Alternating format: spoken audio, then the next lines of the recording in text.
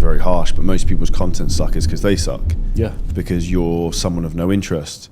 If you're a fitness trainer, you need to be in good shape. If you're supposed to be good at business, you should probably have a good business and have something you can talk about. I think it's not the best, because let's say your parents are overweight. Like, let's just talk realistic. Your parents are overweight. You're then brought up on crap food, right? Because you actually have no choice. You're probably just going to be fed. You don't have finances to go buy your own stuff. Probably until you get to the age of at least 16, you're brought up eating crap. But then at the age of 16, you then have a choice if you want to eat crap anymore. Because it costs money, but it doesn't cost a fortune to start eating healthy. If anyone is a father who's very overweight, you should be fairly ashamed of yourself, because what will happen is that your kids will then start to model what you do, and they'll pick up your bad habits, and you're destining like them into a life of obesity, health issues, eating disorders, all this kind of stuff. Okay, so next podcast is in. We have Charlie Johnson. When did we meet? We meet when I first came to Dubai. I always knew of you through the social media. We met when we first came to Dubai.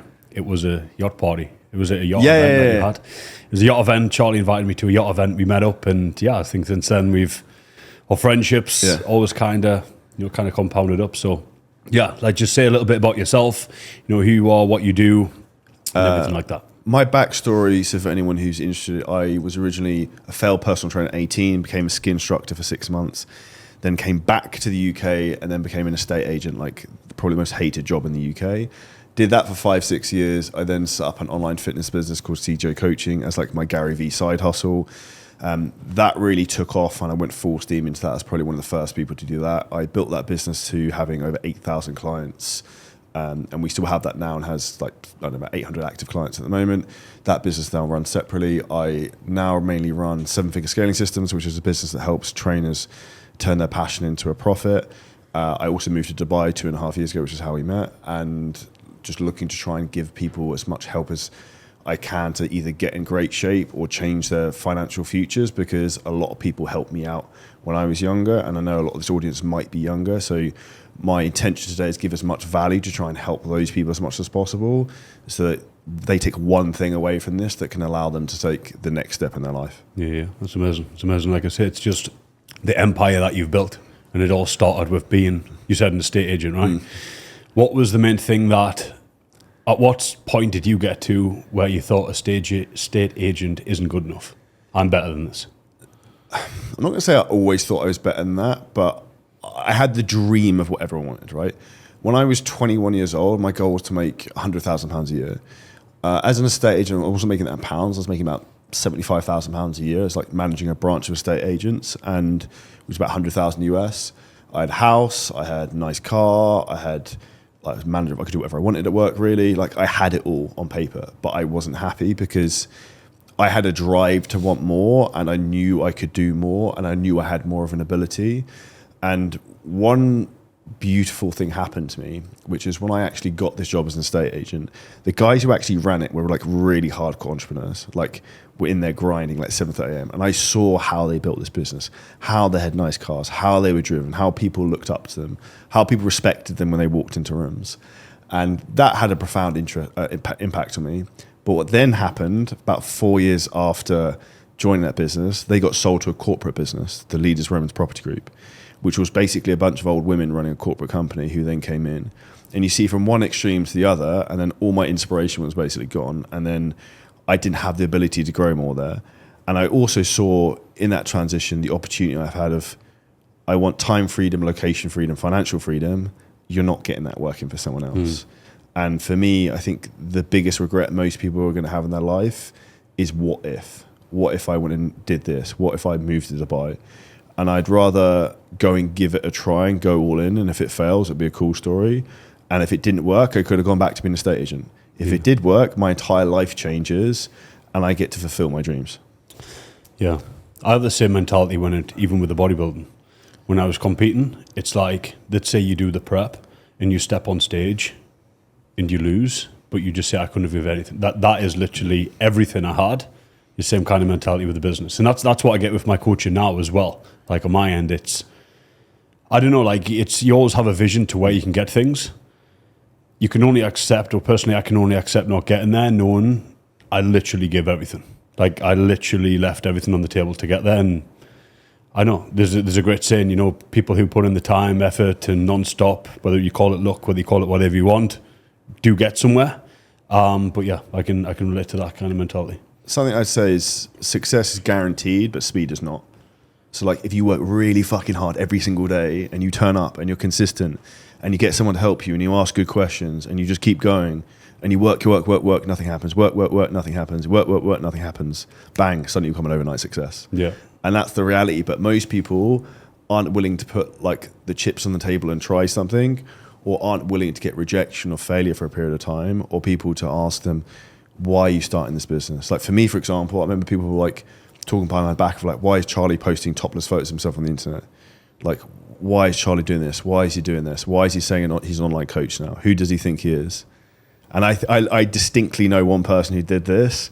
And probably about 4 years after I started the business and was like reasonably successful at that point, I saw him and he saw me and I was like, motherfucker. Like he knew and I knew. And I was like, you know, no one has to say anything. I was like, sometimes like revenge and like success is the best revenge. Yeah. And I did a podcast not that long ago about this one. It's like, whenever you kind of start to post and start to become more online, posting videos, recording videos of yourself, I think as long as if you're doing it for you and it's your passion, that's what you want to do, doesn't matter what anyone else has to say. Like the first time I stepped in front of a camera was 15-year-old, and it wasn't cool to do it then. Yeah. I used to record myself in my bedroom, whether it be posing or whatever it might be, post-workout, changing room, videos, whatever it is, like we're posing. And I even used to practice sat speaking to the camera. Yeah. As stupid as that sounds, it was the uncoolest thing ever. And that's the thing, it's like, that's just one thing I've always got into. And at the time, when I first start posting the videos, the photos, you're always going to get the people who's going to think, God, look at this. Like, what is he doing? But it's not until you start to get somewhere, then people then start to think, and then it becomes normal. But it would have never become normal if you listen to the person, right? So at the start, they'll ask you, why are you doing this? And then they'll ask you, how have you done this? Why am I doing in terms of why are you taking photos? Why are you like trying to coach people online? Yeah. And then 3 to 4 years later, they'll look back and be like, how have you done all this, Brad? Yeah. Yeah. Why I did it was actually, it's almost like a diary for me. My Instagram is my own diary. I could tell you everything that's on my Instagram. But to be honest with you, I don't really care how many other people know what's on my Instagram. Because if I scroll down, I'm like, yeah, that's when I was injured. Next, it comes up the surgery. After the surgery, I know I had rehab. This is where I started the coaching company and things like that. Like, to me, it's like a storyboard of my life. And I don't know, you might be able to relate to it, but that's generally why I started posting my journey.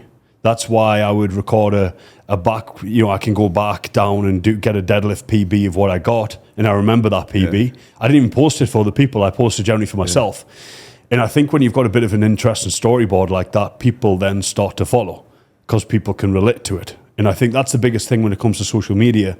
A lot of people are so obsessed of hitting the next best trend, of doing something that's not them. Like, if you just stick to what you do in your life and make it interesting, people start to follow. If it's not interesting, then start making it interesting. You know what I mean? Start doing interesting things. And become an interesting person. Yes. I think the reason, this is very harsh, but most people's content suck is because they suck. Yeah. Because you're someone of no interest. Yeah. If you're a fitness trainer, you need to be in good shape. If you're supposed to be good at business, you should probably have a good business and have something you can talk about. And that's the reality, is where most people are like, this content's not working. And it's like, it's not often the content or the strategy of the content, it's the person in front of the camera. Yeah. And it's the way they talk. Like, even for me, for example, I've got a speaking coach, which is something I'm trying to improve on, because speaking is a skill. Rather, when you see a lot of people talk, they're like, and like, as soon as someone says, I'm like, you're retarded, dude. Like, just, if anyone is in that situation and you're in that, like, you're that person, and I'm probably gonna do this on this podcast now, just pause, just let yourself think for a minute. I think it's always best, like, because speaking is the biggest skill. I think speaking is one of the most, and it's the most valuable skills that you can have, I think, in your life. To be able to communicate well, to be able to take your time when you're on camera. And when I first went on camera, I was terrible. I was like a rabbit in headlights. I stood there, Geordie accent as Geordie can get, and spoke at about 100 miles an hour when no one could understand me. And that was me when I first started out. Well, I remember being good on Instagram. I remember trying to start a YouTube channel, And the video stop. If someone searches Charlie Johnson Fitness on YouTube, it'll come up. You can look back at my first YouTube videos. I remember standing on Reigate Hill and it was like spring and it was green. It was really, really nice. Someone stuck a camera on my face. I was like, what the fuck do I say now? And it's just awkward. And I remember being my business I launched from a shed in my garden. And this was like the grind time of like, I'd get up at 5 a.m., go and work in my little shed office, which had no heating and no fucking air conditioning in the summer. I'd put a woolly hat on because it was so cold and have like a radiator between my legs. And I would then start doing my Shred to Show podcast I started doing in there. I remember the first time I did that, I was like, I'm talking to myself in a shed with a microphone. And like, this is a really weird scenario. Yeah. But eventually you get used to it. And it's, no one is born great 10 out of 10 out of the box at something. Yeah. You acquire skills by doing repetition and doing enough volume to eventually get good. Yeah, yeah, exactly. And it's always like, you know, you look, but I think if you don't look back at what you were doing 2 years ago and cringe, there's a problem. That's always what I run by. If you scroll down your feed or whatever you posted last year or the year after and you don't cringe in a small way, you've not outgrown your old self. Because I scroll back to what I used to do or maybe write or post or my grammar that I used to write with and it was like, what am I doing? But it's good that you can see that and I think the person that you evolve to be. And I think same comes down to everything, like every aspect with training. If you don't watch old training videos back and look like your form's horrendous and I can fix X, Y, and Z, it's good that you start to notice this. But I think if you don't notice it, that's the biggest problem because you're not changing. The most valuable thing that anyone can do after listening to this podcast is self-reflection. Yep. So one of the best things I do every single week is I would use my iPad and I'll get an app called the Day One app, which is a journaling app. I have 8 to 10 questions I ask myself every single week. Mainly predominantly business based, but it's to review my week of what's happened. What was the main focus? Did I achieve it? What's the main focus for this week coming on? What did I achieve in my personal life? What did I achieve in my business? Because a lot of the time, in particular as like very driven men, you gloss over the achievements of what you've done that's been productive because we're like, chase. I've got to do the next thing, got to do the next thing, got to do the next thing. And it's only when you actually look back and be like, fuck, I've actually done some pretty sick stuff this week. And then you look back a couple more weeks and you're like, shit, I've done all this stuff. And all those weeks start to stack and compound. And in particular, like your age, dude, like you're killing it already. That where you'll be in 10 years' time is frightening. Yeah, yeah. One topic that I want to touch upon, I just thought of it there when you were speaking, is how important do you think it is? How important and how much more of a benefit do you think it is being in shape when it comes to business and when it comes to relationships in general? So as a whole, like how important is it in daily life for you to be in shape? Because like I say, you competed in the past, but you're not competing now. That doesn't mean that you still don't train every day, eat well, eat your meals, get your sleep in, get your recovery in. Because here's what I would say, like you still might spend 2 hours in the gym. You still might spend extra time sleeping so you can recover better. And people could say, but you could spend it doing your business work. Why is it so important to you to stay in shape around it all? Firstly, I would say the most important part of self-respect is looking after yourself first. And then I'd say secondly that your body is a postcard of like who you are. So for example, if I look at someone and they're overweight and out of shape, they lack discipline, they lack consistency, they don't have delayed gratification. All the core skills you need to be very successful at business. So if I saw someone like that and they came to me a business opportunity, am I going to want to work with them? No. Because they're also not aligned with my values. So I don't have any friends who are out of shape because we all think and act the same way. And in my opinion, if you're going to be successful in business, consistency, discipline, hard work, all that jazz, same thing for fitness. Which is why anyone listening to this, if you're successful in business, you should be successful in fitness.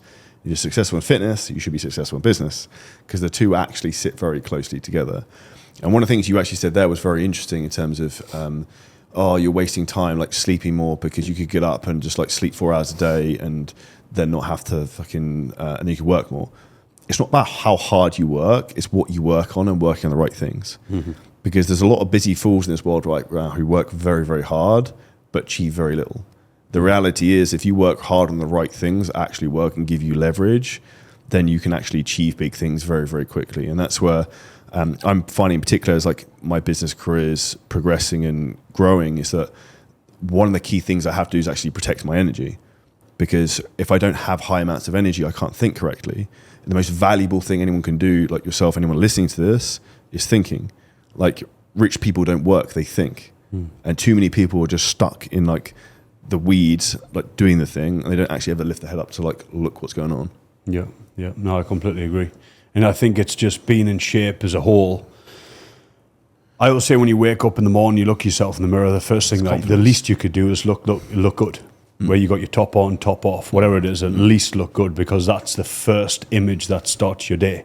When you wake up in the morning, you know, getting up with feeling unfit, got a bad back, like all these things, it's just starting the day in the wrong terms.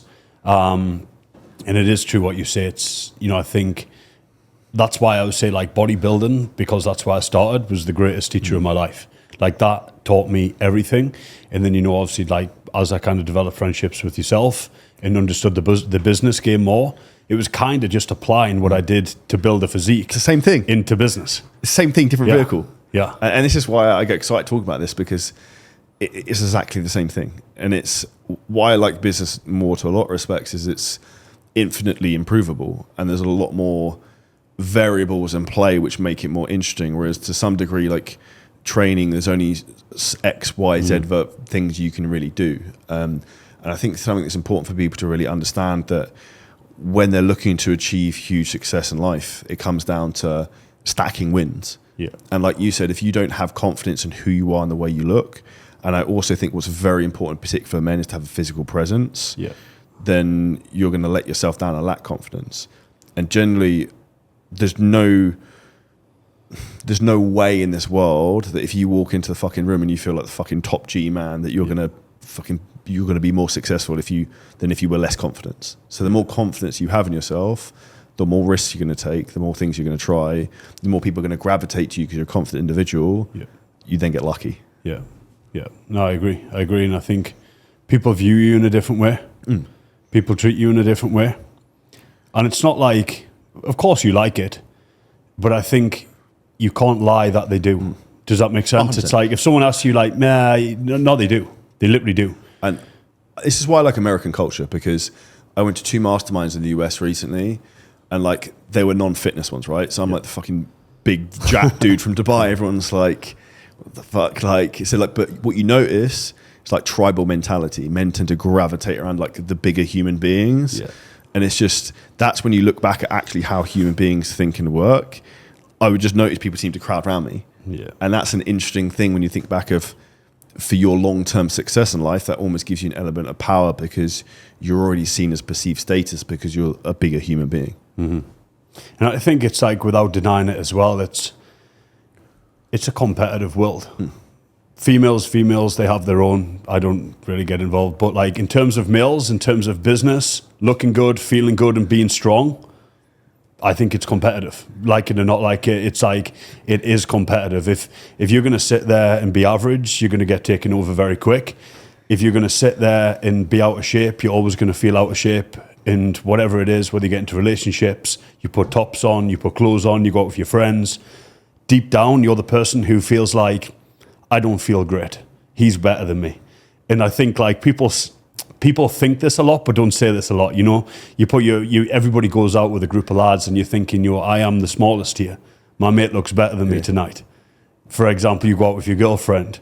Your girlfriend's looking at someone. Yeah. You think that she likes them. Why? Yeah. Because they're bigger than you, they're better than you, they're stronger than you. And it's like, I think it's deep down like a lot of guys feel this, but this is where I feel like you can overcome their obstacles. I understand it's not all about physique. I get that. But I definitely think before you improve a mentality standpoint for yourself, you can improve your physical standpoint. You know, when you start actually looking better, feeling better, I feel like then you can start transferring that upstairs. Life is player versus player. So like, if it's for the woman you want, for the job you want, for the money you want, for the client you want, for the crypto trade you want, like if someone's buying, someone's selling, someone's getting fucked over and losing the situation. Yep. It's just the reality of the way it is. And the easiest thing that every single person in this world has control of right now is the way they look. You control what you eat, you control how much you sleep, you control what you do every day. And that's the easiest win you can then stack. And then the beauty of what happens if you're in really good shape, not that you just have like huge confidence in the way you look, which helps, and you get a bit of pride and aura about you, but you can also think clearly. Because most people eat like moronic 13-year-old children eating junk food and shit all the time, their brain is so fucked up with brain fog, and like their sugars like blood sugars bouncing up and down. They can't even think straight. They can't focus, which is why they're scrolling like cat videos on TikTok about every 3 seconds of the day. Yeah. And I think, but them people are the people who don't have the time to get in shape. The cat videos, bro. But like the reality is, this is like the most extreme framework. Elon Musk set up SpaceX and Tesla at the same fucking time. Sometimes I think to myself, like, oh, it's really difficult to have this online coaching fitness business and like this mastermind that run at the same time. And then I think like, dude's putting people in fucking like space and sending rockets up there that land themselves. And he's also set up like the biggest car company in the world with electric vehicles all at the same time. Yeah. Context. Yeah. And the other guys are doing the same, still find the time to train, still find the time to get in shape. And I was used to do that. Like, you get a kind of lot of, what do you call it, objections of people saying I don't have the time. Until I started to coach somebody and people who were running 3, 4, 5 businesses with 4 or 5 kids, and they found the time to train 3 times a week, I just stopped taking it as an excuse. Like anybody who tells me, I just refuse to believe that you don't have the time. But it's like, I think especially for the younger generation, this more applies to, like the whole social media stuff, I think wastes so much time of what you could actually be working on yourself. Do I open up my social media? Yeah, of course, because it's, in today's world, but I don't spend long on there. But when I do spend time on there, it is beneficial because I follow friends that motivate me and inspire me and are doing the same mission. And anything else that I look at is educational or motivational. If something's not, if someone posts something or I'd stop liking it, I just unfollow it. I never want to see it again. And I feel like social media today is completely full of crap. Like you're watching something about a cat, like jumping around the place. Like you've completed your life. Does that make sense? And it's usually the opposite effect. And this is the reality why the world's getting stupider and stupider, because what people have to understand is that you are like what you surround yourself with. So if you're surrounding yourself with garbage, you put garbage in your brain, you're going to put garbage out your brain in terms of the way you think. Yeah. So the reality is like I'm very conscious of who I talk to, who I hang around with, who like I wouldn't have anyone around me who's got like negative energy. Like he's almost like repulsive to me. And that's a really, really important thing for people to protect. And sometimes those can be the people who are closer to you, sometimes have to push away.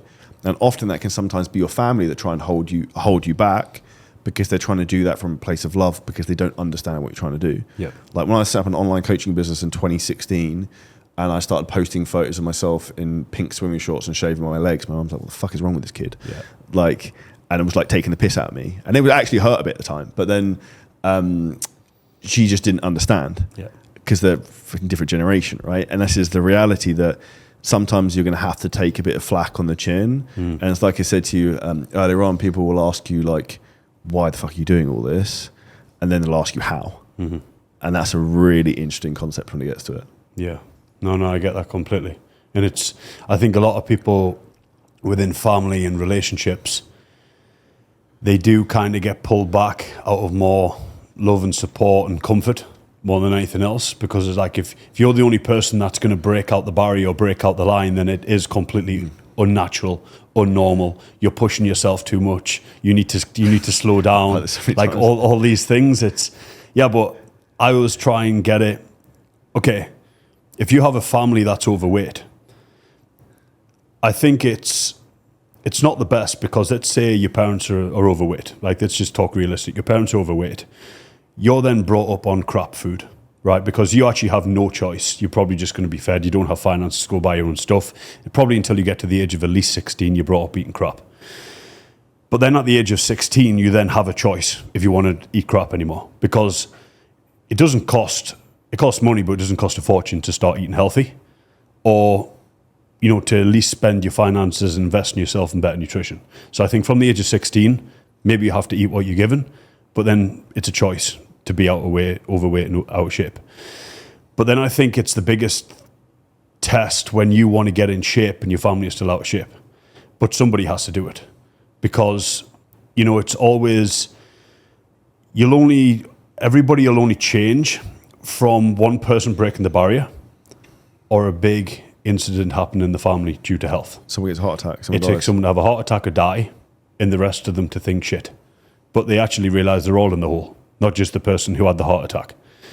And I feel like it's the person who takes that step out, whether it's a dad for his kids, whether it's their son for their parents, or their daughter for the parents, whatever it might be. I feel like it takes someone to step up and play the bigger game and get out there, get in shape. You have to do it first. You'll get looked down upon. You're trying too hard. You're too strict. You're doing too much. You have no balance. But you can change it, I think, for your full family. I'm going to say something that's very harsh, but I think is fair. If anyone is a father who's very overweight, you should be fairly ashamed of yourself, because what will happen is that your kids will then start to model what you do, and they'll pick up your bad habits, and you're destining like them into a life of obesity, health issues, eating disorders, all this crap. And the reality is it's within everyone's conscious control to change the situation. And you can be the first person to change like your family legacy in terms of being in shape or having financial freedom. It just takes one person who can change everything. But that one person has to be the bold one who's willing to step out and be different, to stick their head up above like the parapet to actually like be shot at, and people are going to have a bit of a pop. Yeah. But eventually people will have huge respect for what they've done. Like in my instance, for example, my entire family smokes. My entire family drinks. Right. I don't drink at all. I don't smoke. I don't do anything. So I'm like the polar opposite. But sometimes you need that, and you becoming the opposite of what you don't, like seeing what you don't want all the time, more pushes you to where you want. Mm-hmm. And for me, I think as soon as you can identify who is the man that I want to be and what do I identify with, like I have two things I have in my bathroom mirror, like set questions I ask myself every single day, and almost like principles I live my life by. And one of the things I think about is like the 1% man principle of like being the man who doesn't sleep in, being the man who doesn't cheat on his diet, being the man who works really hard and trains every single day. Like, and that's when you start to get confidence in yourself, because like you lose your confidence when you break your own promises to yourself. Yeah. And I completely, like, you're completely right. And I think that's so important too. When you wake up, think about the person you do actually want to be for the day. And I love that. What, you have it written on your mirror? So I think what does it say? The questions, the like daily ponders, questions to ponder is the questions one. It's like, what did I do today? What did I do yesterday? What was great? What am I doing in my life and why? What's the most important thing I need to achieve today? And I can't come up with the other one. I think it's like, why am I doing all of this? Question mark. Just reflection of like thinking, because then you suddenly think, and like, I think the last one might be, what am I doing today that, am I living my like, perfect day today? So like, actually thinking, am I doing something I enjoy? And the other one in terms of like principles is basically like, I'm respectful of other people's time. I turn up on time. I hold no addiction to like sugar, alcohol, caffeine, or any drugs. That I will turn up and work very, very hard every day. Work isn't work to me; it's play. Like just set principles of the way I want to try and like think and lead my life, so that I become the version of myself I want to be. Because I believe that every person has the ability to evolve, and I personally feel that every 2 to 3 years, I'm almost like in the game of like Call of Duty of life. I'm like leveling up, and the goal is to get to like the prestige level as fucking quickly as possible, get all the skins, and then just like smoke motherfuckers. Let's get back to that. Remember the Call of Duty, right? Because I literally live my life by this, of what you just said. In terms of, you know what you said, like how you view life. Like I was brought up, I was big into gaming when I was younger. So it's like Call of Duty 4, I wasted my A-levels playing that. Yeah. The first thing I want to touch upon is you ask yourself, why are you doing this? I think it's really important. I'd had a client the other day who ended up going on a binge, and he went crazy on like a KFC binge. And could have a better choice than that. But. Yeah. But it's anybody who ever works with me knows I'm the biggest why man ever. If you speak to me, I'm going to say why, because why gets you to your next answer. I want to do this. Why? Sure, I'm going to answer you, but I just want to know the why. And like people like you've got the nail again. And a client came to me and was like, "Look, I fell off track at the bank holiday. Ended up in KFC." I says, "Cool." I ended up in KFC. I tripped and fell, and my head landed in a bucket, and all the chicken fell in my mouth. I woke up in KFC. Maybe that's a Newcastle thing. Yeah. And I said, you know, why did it happen? He says, I don't know. This is the worst answer you could ever give me. I says, why did it happen? I don't know. I says, but if you don't know, that's why it's bad. I says, you know, if you turn around and tell me, you know, I've worked so hard for a month, I've really, really knuckled down, I've lost 5 kilos, and I just wanted to treat myself, do you know what I would say? Fantastic. I really hope you enjoyed it. Are we back on track tomorrow? No KFC tomorrow. But the I don't know to why you're actually doing something, I think is the worst. And I think it's the same when it comes to business, same when it comes to your weight training, same when it comes to your health. Why am I doing this? Why am I struggling a bit today? Why am I finding it hard? I don't know. It's the worst answer you could give yourself. You know why you are, because you want the great outcome from doing it. Also, people who don't ask that and don't self-reflect will also find they live lives of unhappiness. Yeah. So to give an example, the reason I decided not to compete and stop bodybuilding was that I was like, why the fuck am I even doing this? You didn't know why. And I was just doing it because I felt like I had to. Because I'd gone down that rabbit hole and I was like, there's no turning back. Do you know what I mean? So I was like, but then I'm like, well, I don't really have to. Like, I can do whatever I want. And this is actually taking away to some degree. So it's like, I can just train and eat and be in really good shape and then not have to fucking bulk up. And then I can prioritize my health a bit more and then play loads of other sports and probably be more happy and fulfilled. So it's like, maybe I'll just go and do that thing. Yeah. Going back to the Call of Duty, what you said, I have to bring this up. I was big into gaming when I was younger. Like, obviously, when... Do you play James Hollingshead? Huh? Do you play James? We have played together. Yeah. Who's better? Who won? Brad v. James? I was on a Warzone match. I played James. I think he's still smashing it. I think we were playing on the same team. Okay. We teamed up. It's team bodybuilders. Team Jack. Yeah. Me, James Hollingshead, Regan Grimes, and somebody else. Actually? I forget who used to play the fourth guy. We used to play the Warzone. And it was, in terms of like before then, like I'm going way back to like when I always used to play like with them guys. I wasn't playing much.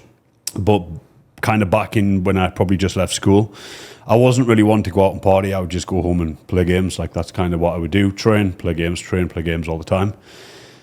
And it's so weird in everyday life now of how much kind of I've advanced. I still revert everything back to the games that I played. And what I mean by that, you literally hit the nail on the head, is if I see somebody, okay, let's talk bodybuilding. I see Andrew Jacked in the gym. Yeah. He's like 10th prestige. You know, like when the guy used to join the lobby and it was like, fuck, have you seen how good he is? But I see that as like 10th prestige. Yeah. Okay, guys with a business, guy drives past in a Bugatti or a Rolls Royce. He's like 10th prestige. And I view everything like that. And it's the day you ever become 10th prestige, when you got to that max level, the biggest thing that I could relate back to that I did was grind. Head down, knuckle down. Sometimes I had a headache. Most days I had a headache and I wanted to get off and take a break, but I didn't. I just stayed there and I kept doing it and I worked harder and I stayed consistent and I was disciplined at doing it. And you had to keep playing well, because if you play shit, you have to play longer. And I think I relate everything to life. I think there's a lot you can take from video games that I apply into life. So I want to make my life like the real Grand Theft Auto. Yeah. That's the way I look at it. And Dubai's a bit like that. For anyone who's been. Between like, but almost like I make the world is like my playground. So like I'm going to the Maldives next week. I was in Paris 2 weeks ago. I was in Miami 2 weeks before that. I'm going to California in 2 weeks. So like for me, that's the way I see it. It's like I want to become the person that can then play the video game in real life if I can do what I want, when I want, with who I want, wherever the fuck I want. Yeah. And then you become the ultimate version of yourself. And that's where life is a game of skill acquisition. So like, even if at the moment I summarized, I have a speaking coach, I have a golf coach, I have a paddle coach, I have a trainer in the gym, I have an online coach, I have a business coach, I have probably something else. Like I have people helping me trying to learn as much as I can, because I'm trying to get to 10 prestige. Yeah, because you like your own skin, you know, when you used to get the character. And here's the thing, like if you played a game and you designed your character, you know when you walked in a shop and you walk back out, you won't walk back out looking fucking fat and like wear clothes that you wouldn't want to wear. You wouldn't get in a car that you didn't want to get in. Like if it was a game, you would design your game. And that's the same way I view your life. It's like, but this is the fucking reality, is that people are designing the shit game in their real life, but they're making their perfect game in the fake life. Yes. And the reality is like, why don't you take the virtual world into the real world, and you can do it, but people aren't willing to do the difficult things. They're not willing to do the work or have the conversation with the girl they want to be with, or put the fucking cookie down, or not fall into KFC. Like, and that's the reality, is that every choice you make in life is either doing one of two things: taking you towards where you want to be or away. There's never a neutral decision. Yeah. No, I absolutely love that. And I always think discipline seems a big thing at the time, but it's so small you wouldn't even ever realize it down the line.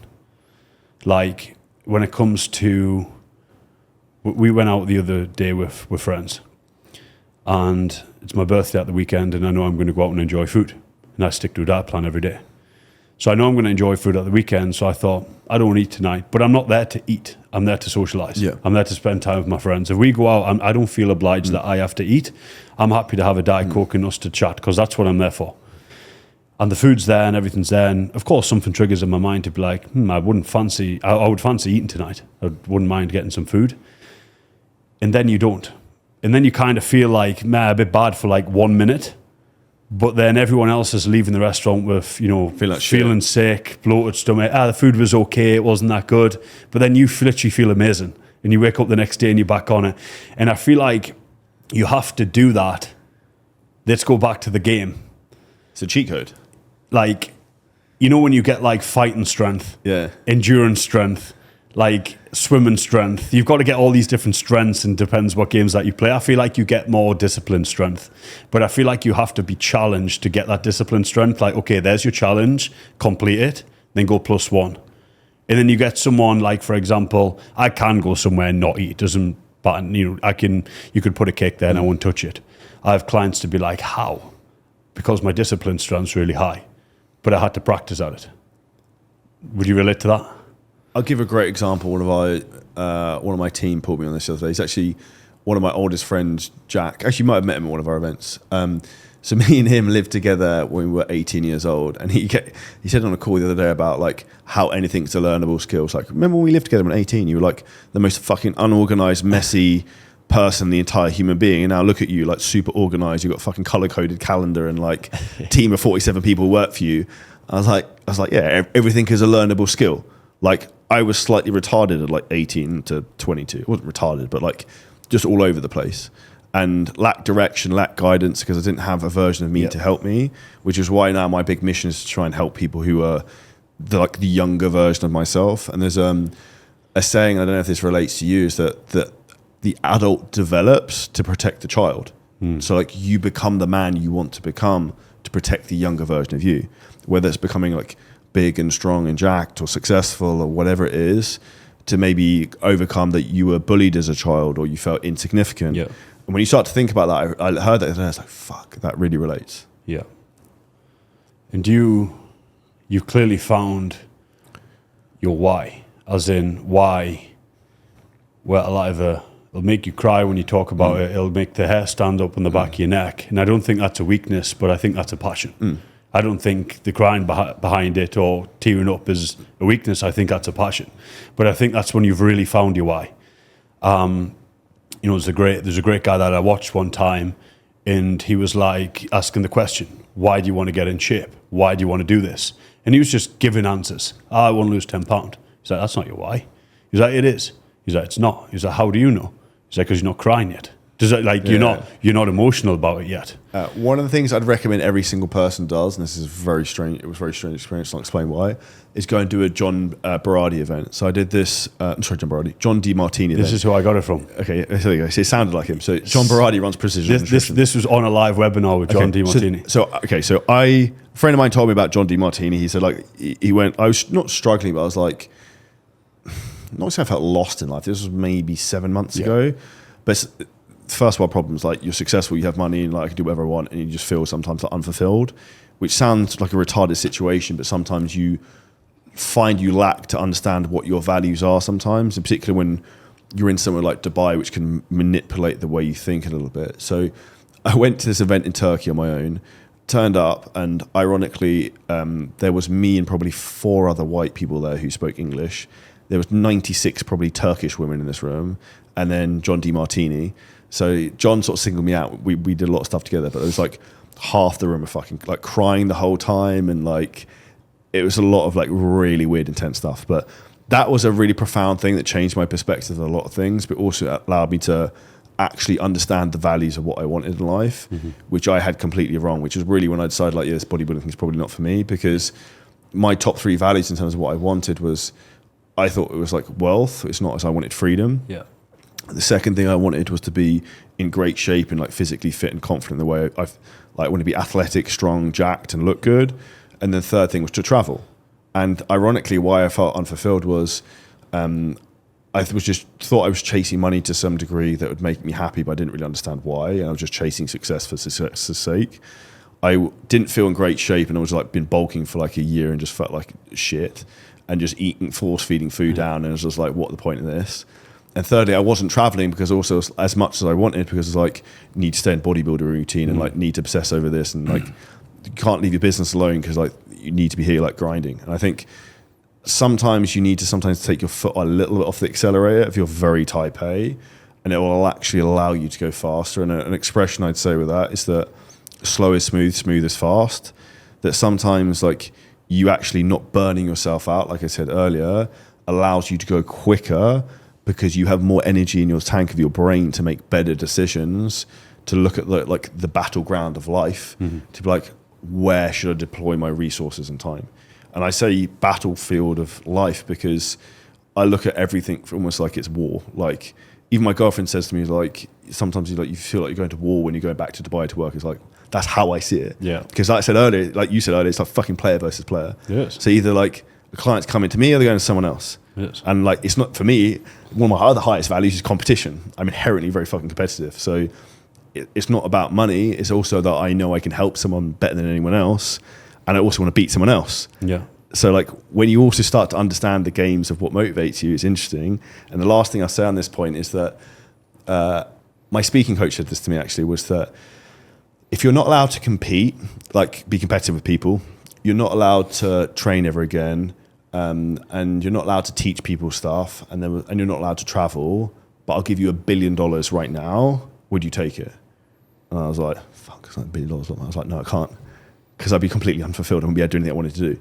And when you think about that, you're like, all these things I do every day are actually worth more than being a billionaire. Yeah. Which is interesting. Love that. Love it. And it's what you said. It's like everything is a game. Everything is player versus player. That doesn't mean you can't play as a team, because, you know, I help a lot of people level up in all aspects, and like yourself do as well, in terms of business and physique and everything like that. But I feel like it's the ones willing to create a small circle of a team will outplay the other guys in the jungle to get to the other side. Like I view everything like here's another crazy analogy of how I view life. I view it like what's the movie called where it's kind of like a bit of a war zone, but let's think of a movie where everyone's kind of dropped on an island as a jungle, right? Okay. And you have to make it to the other side, and you can either go around the outskirts where it's really long, it's boring, that's kind of just the normal boring way, or you can take the direct way of the highway through the middle. But I think that's where a lot of the 18 players are, the harder characters, the harder obstacles. Yeah. This is how I view everything. And I feel like, you know, you can team up together to do it. Yeah.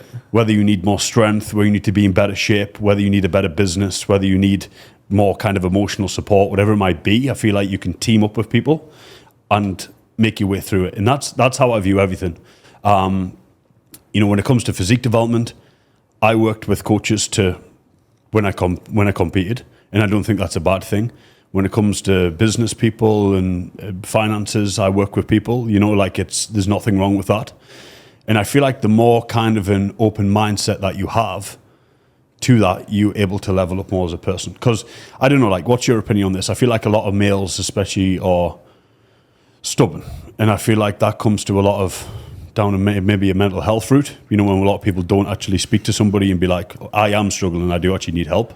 I feel like a lot of males are stubborn. Like, if you're out of shape and you're still trying to get in shape, or you still don't like the way you look when you put your top on, or you're still not confident with your misses, go to the right person and be like, look, keep it between us. Can you please help me? Yeah, sure. And this is where my entire life changed. I had trained obviously like pretty much all my life from 17 to maybe 24, 25. First time I really got in good shape and got abs and actually did a photo shoot was I hired a coach. Yeah. And then I was like, well, that was easy. Yeah. He just told me what to do and I did it and I got really good results. I was like, I wonder what other areas of life this applies to. And now this is why I'm like, get a speaking coach, I'll do this, I'll do that, I'll do this. Because I'm like, what else do I not know that I can? I'll give you a good example. I had a golf lesson earlier, right? And I'm terrible at fucking like chipping. Yeah. And I didn't know that you're supposed to hold like further down the grip so like you shorten the club. Yeah. And as soon as I did that, I was like, this is like 50% easier. But if I didn't know that and I played for 10 years of making mistakes. Or you spend 10 years figuring out to know that. Rather than be like, I'd paid a dude like 80 quid to be like, yeah, just grip further down the club. I'm like, well, that was easy. Yeah. And this is what people don't realize, like what you don't know, you don't know. Yes. And these are the things that are fucking you over. So whether that's you not making the money you want or you not getting the great shape you want, all these things are holding you back becoming from the greatest version of yourself. Mm-hmm. Getting the woman you want, the family you want, the house you want, car you want, whatever it is. And that's where you're paying a huge amount of ignorance tax every single month because of your own ignorance that you're not willing to be open-minded and ask someone for help. Yeah, yeah. And I think 100% what you said, and the more you understand that life is transaction of service, I feel like the more I start to view everything better. To sit here and do this podcast, it cost. To put the top on this morning, it cost. To put your watch on, it cost. To do your hair, it cost. Does that make sense? Yeah. There's a transaction service of everything. Everything in life has a cost. Literally everything you do, every step that you take, there's some sort of transaction service there. And it's exactly like you said. It's like you can spend the next 10 years figuring out how to play golf than someone just fix the 10 years of golf mistakes in the space of a couple of weeks. And then after that, you just really need to practice and start getting good at it. And this is what people don't understand is that you only have one life. So why don't you max it out now? Yeah. Yeah, I love that. Because the reality is that the worst thing you're going to have is regrets when you're older. Yeah. Like no one, when there's like the 80-year-old is going to be like, I wish I had like less cool stories. Yeah. I wish I did less exciting things. I wish I took less risks. Yeah. Like they never are. They wish they did more. And that's where like you documenting cool shit on your Instagram or like one of the things I really like doing is like documenting like YouTube videos and stuff because for me, that's legacy beyond when I'm alive because when I have children, grandchildren, great-grandchildren, then I'll be able to look back of like, yeah, that was Charlie when we lived in Dubai and he was doing this fucking weird, crazy shit. Like they can see you at 34, 33, 32, 24, whatever. Like it's, and that when you think about it, it's insane. Because what value for your grandchildren to be able to see you at your current age or you to be able to look back. And I look back sometimes, I was almost on tears. I was like, I looked back on a plane at like old, that's what the most talk about, like old videos of me when I was younger. I was like, fuck me. Like when you see how far you've come, it's interesting. It's amazing. That only feels like a fucking blink away. But do you ever feel like it wasn't actually that long ago? Yeah, all the time. It's crazy. This is the reality is like, people want to become a millionaire, but I trade everything to become 19 again. Right. Yeah. But then I also think that like now at 34, days and I'm stressed, I'm like, well, when I'm 40 and I'm super successful, whatever, I'll trade everything to be 34. To try and also embrace the moment, which is now why like I'm I'm allowing myself to do things every day that I enjoy. Yeah. How old are you? 34. 34 now. 34 now. Yeah. But I look 24, right? you're good for 34. It's the Botox, don't tell anyone. But yeah, like 100%. Like I think they're the massive points to touch upon. I think anybody to take anything away from this is, I don't know, like I think we view things very similar. I think that's why we got a really good friendship. It's like you said, it's I feel like similar values. Life to me is a game, but it's not a joke. Does that make sense? It's not a joke. It can end at any point. Yeah, it can end at any point, and I can live with knowing that I give everything in every aspect. I did what I could to get to where I want to be. It's like, I will say what seems hard, at the beginning of the year and you achieve it now is now easy. And what seems impossible next year becomes possible. But I feel like in order to make that switch, it happens here before it happens physically.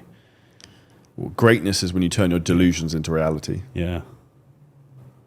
It's good. So when you think about it, if I look back when I was 27 and an estate agent before I started an online business, that I'd be, and I don't mean this to gloat, but like living in Dubai, being multimillionaire, I've got 2 7-figure businesses, multiple properties, all this other stuff, I'd be like, it's fucking insane. But that's just normal. And even, I don't realize, but when I film with like my videographer Joe, he's like, your life's fucking retarded, like the weird shit you do.